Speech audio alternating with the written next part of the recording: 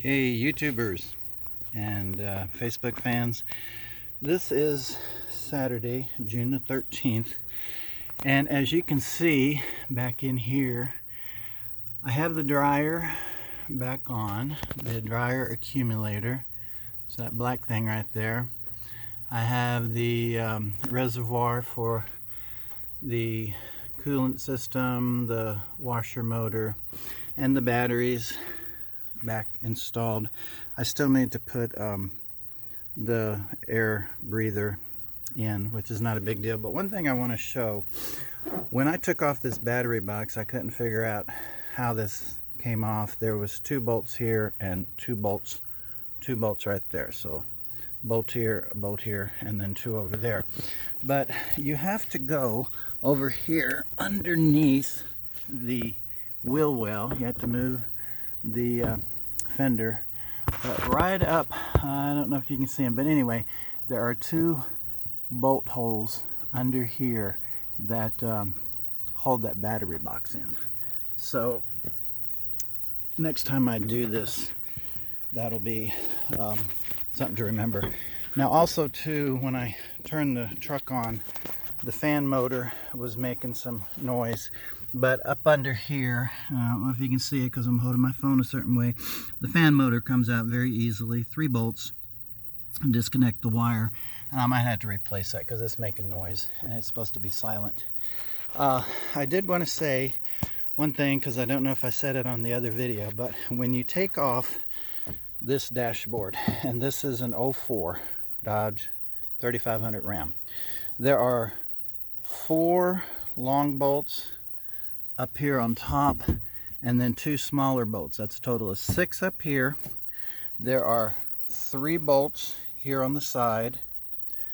There are 3 bolts on that other side, 2 bolts underneath the steering wheel, and then behind down here, this cowling, there are 2 bolts there.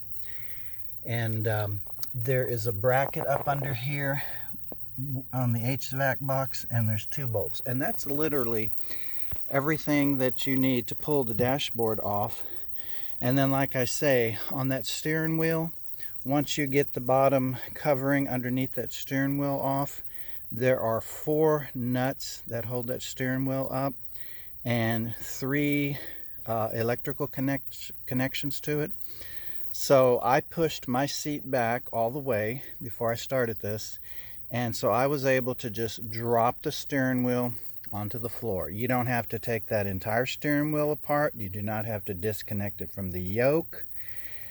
And all I was wanting to get to was the HVAC box, so I did not disconnect any of the big computer wires and everything. The main computer harness over there on that side, I didn't disconnect it, so the dashboard didn't exactly lay on the seat here. All I did was just simply lean it back far enough, kind of on an angle, and I was able, with no problem whatsoever, to get the HVAC box out.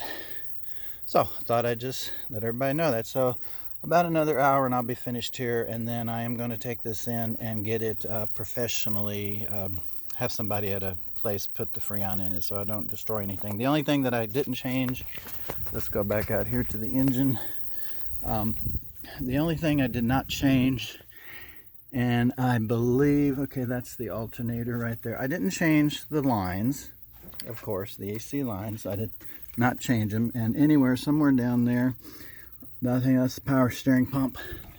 Anyway, down here, somewhere, it could be all the way down here on the bottom, is the AC compressor. That's the only other thing that I didn't change. But this is an 04 Dodge 3500 Ram, and it is still going strong. I believe it has like 250,000 miles on the engine. Of course, I changed the oil, the fuel filter that's over there, and the air filter on a regular basis. Okay, hopefully I'll have this done today, and I'll keep you posted.